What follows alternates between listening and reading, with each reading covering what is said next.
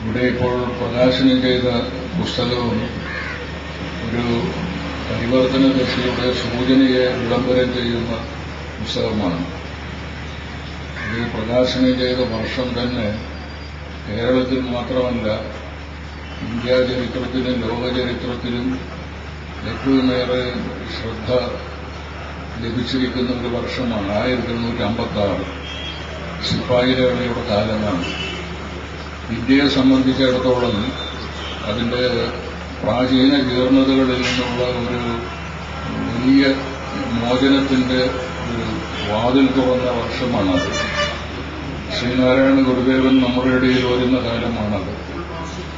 അത്തരത്തിൽ കഴിഞ്ഞ കാലത്തിന്റെയും വർത്തമാനകാലത്തിന്റെയും ഭാവിയുടെയും പരിവർത്തനോന്മുഖമായ ഒരു വലിയ അഭിലാഷം പതുക്കെ ത്രസിച്ചുകൊണ്ടിരുന്ന ഒരു കാലഘട്ടം. അവിടെ 3 ഘടകങ്ങളുണ്ട്. ഒന്ന്, ഗ്രന്ഥകർത്താവിന്റെ വ്യക്തിത്വത്തിന്റെ 2 ഘടകങ്ങൾ. ഒന്ന്, അദ്ദേഹത്തിന്റെ പൂർവ്വവർഗമായ ഹൈന്ദവ രാജവംശത്തിന്റെ ഒരു ഘടകവും അദ്ദേഹം സ്വയം ഉൾക്കൊണ്ട ക്രൈസ്തവ മതത്തിന്റെ മറ്റൊരു ഘടകവും. ഒരു വലിയ പരിവർത്തനത്തിന്റെ തുടക്കമാണ് അത് കുറിക്കുന്നത്. അത് ഗ്രന്ഥകാരൻ തന്നെ എഴുത്തിനപ്പുറത്ത് ജീവിതം കൊണ്ട് പരിവർത്തനമുണ്ടാക്കിയ ഒരു മനുഷ്യനാണ്.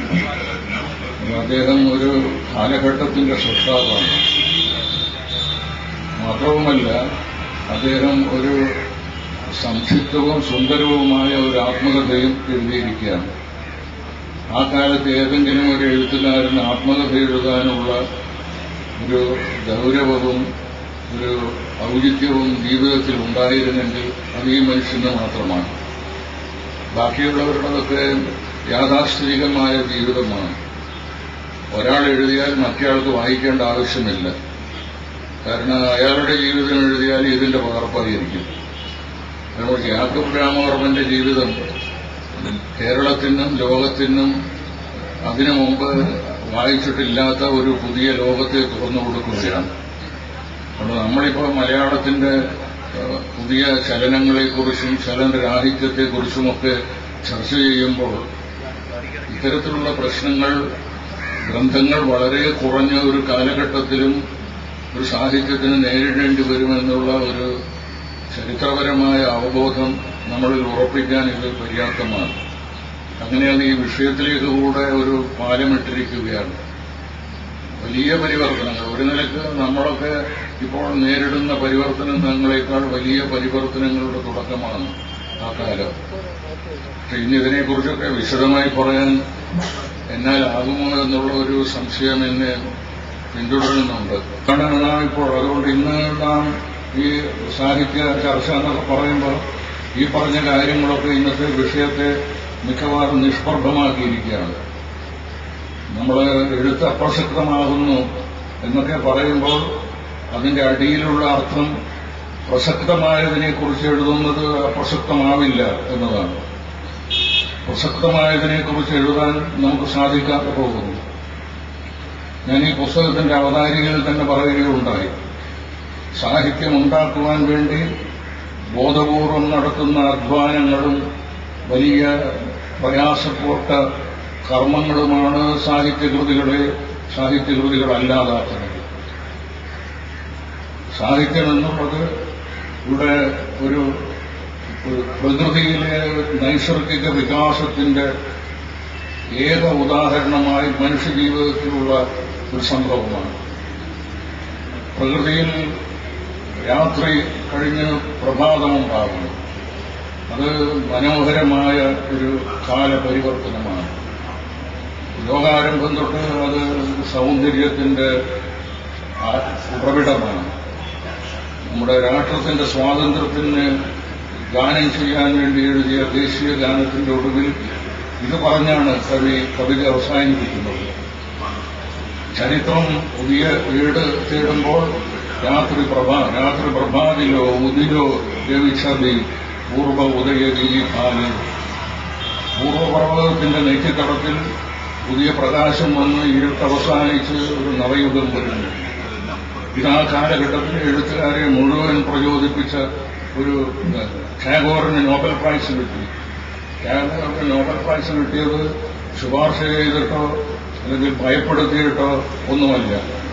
നോബൽ പ്രൈസ് കിട്ടിയത് ഒരു അടിമത്തം അനുഭവിക്കുന്ന ഒരു രാജ്യത്തിന് എന്തെല്ലാം വലിയ നേട്ടങ്ങൾ അല്ലെങ്കിൽ കാര്യങ്ങൾ നിഷേധിക്കപ്പെട്ടുവോ ആ നിഷേധിക്കപ്പെട്ടതിലൊന്നാണ് ഒരു അടിമത്ത രാജ്യത്തിൽപ്പെട്ട എഴുത്തുകാരന് നോബൽ പ്രൈസ് കിട്ടുക എന്നത്.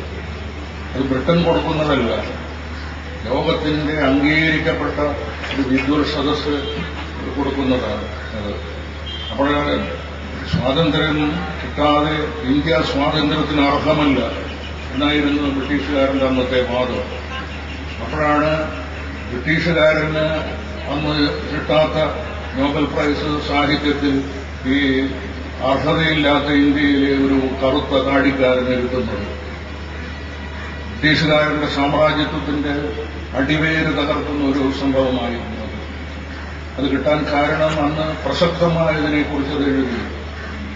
അവാർഡ് ചോദിക്ക് അതിലെ മിസ്റ്റീസം എന്താണ്, അതൊക്കെ അതിന്റെ അർത്ഥത്തിന്റെ ഗൗരവത്തിന് അതിന്റെ ആഘാതതയ്ക്കുള്ള പേരാണ് മിസ്റ്റീസം എന്നുള്ളത്. അതൊരു പ്രതിപാദന രീതിയൊന്നുമില്ല. എഴുത്തിന്റെ അഗാധതയുടെ ഏറ്റവും ആഴത്തിലേക്ക് പോകുമ്പോൾ നമുക്കൊരു ശ്വാസം മുട്ടൽ അനുഭവിക്കും. ഗീതാഞ്ജലിയിൽ അർത്ഥത്തിന്റെ പരകോടിയിൽ നമുക്ക് സാധാരണ നമ്മുടെ അറിവിനോ അനുഭവത്തിനോ ഇല്ലാത്ത ഒരു മഹാസമ്മർദ്ദം അനുഭവപ്പെടാനുണ്ട്. അതാണ് എവിടെയും വിഷയം സ്വാതന്ത്ര്യമാണ്. അവിടെ സ്വാതന്ത്ര്യമല്ല, അതൊരു കവിക്ക് മാത്രമേ അതെഴുതാൻ സാധിക്കൂ. സ്വാതന്ത്ര്യമല്ല, സ്വതന്ത്ര ഭാരതത്തിൽ ഇവിടുത്തെ മനുഷ്യൻ എങ്ങനെ ജീവിക്കും എന്ന ചോദ്യമാണ്. സ്വാതന്ത്ര്യം അനിഷിധ്യമാണ്, അത് ഇവിടെ ഒരു മനുഷ്യനും തടയാനൊക്കുകയില്ല. പക്ഷേ അതാണ് ചോദ്യം. സാഹിത്യകാരന്റെ ചോദ്യം അവിടെയാണ് വ്യത്യാസം. പുസ്തകം വായിക്കുകയും എഴുതുകയും എന്നെപ്പോലെ PhD സമ്പാദിക്കുകയും ചെയ്ത് നമുക്ക് പത്രക്കാരെയൊക്കെ വ്യാമോഹിപ്പിക്കാൻ പണ്ഡിതനാണ്. അത് സാധാരണക്കാരെയും അതിൽ സാധാരണമായ എന്താ ലോകത്തിലുള്ളത് കാലത്തെയും സാധാരണ സമൂഹത്തെയും അതിനേക്കാൾ സാധാരണമായ കാലത്തെയും വഞ്ചിക്കാൻ കഴിയുകയില്ല. എല്ലാറ്റിനെയും കാണുന്ന നിത്യ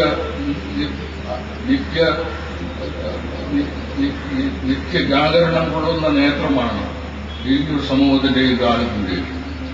അതുകൊണ്ട് അന്നത്തെ രാഷ്ട്രീയ നേതാക്കൾ ഇവിടെ സ്വാതന്ത്ര്യത്തിന് വേണ്ടി പറയുന്ന സമയത്ത് ടാഗോർ സ്വതന്ത്രനായിരിക്കുമ്പോൾ എങ്ങനെ ഭാരതീയൻ പെരുമാറണമെന്നാണ് കവിത എഴുതിയത്. അഴീക്കോട് സാറിനും വേദിയിലും സദസ്സിലുമുള്ള പ്രിയ സുഹൃത്തുക്കൾക്കും എന്റെ സ്നേഹപൂർവമായ വന്ദനം. എനിക്ക് അനുജന തുല്യനായ ശ്രീ തോർമണലിൽ എഡിറ്റ് ചെയ്ത യാക്കോബ് രാമവർമ്മന്റെ ആത്മകഥ എനിക്ക് ജ്യേഷ്ഠതുല്യനായ അഴീക്കോട് സാറിൽ നിന്ന് ഏറ്റുവാങ്ങാൻ കഴിഞ്ഞതിൽ എനിക്കുള്ള സന്തോഷം ആദ്യം തന്നെ രേഖപ്പെടുത്തുകയാണ്. ഈ പുസ്തകം പ്രസിദ്ധപ്പെടുത്തിയ സാഹിത്യ അക്കാദമിയോടും ഇത് ഇന്നിവിടെ പ്രകാശനം ചെയ്യുന്നതിന് അവസരം നൽകിയ ദർശന ഭാരവാഹികളോടും ഞാൻ നന്ദി രേഖപ്പെടുത്തുന്നു.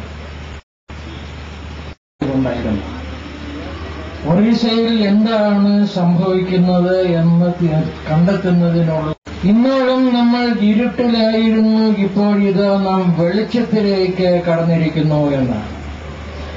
അന്ന് നാം കടന്നതായ ആ വെളിച്ചം ഇന്ന് നമുക്ക് നഷ്ടപ്പെട്ടുകൊണ്ടിരിക്കുകയാണ്.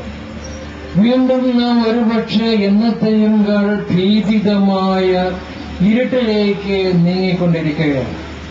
ഇത്തരത്തിലുള്ള ആത്മകഥകൾ എഴുത്തുകാരൻ എന്തിനെ എഴുതുന്നു, എങ്ങനെ എഴുതുന്നു എന്നതിനെ സംബന്ധിച്ച വ്യക്തമായ ധാരണ നമുക്ക് നൽകുന്ന ഇത്തരം രചനകളാണ് മറ്റ് ഏത് സാഹിത്യ രൂപത്തെയുംകാൾ മികച്ചത് എന്ന് ഞാൻ കരുതുന്നു.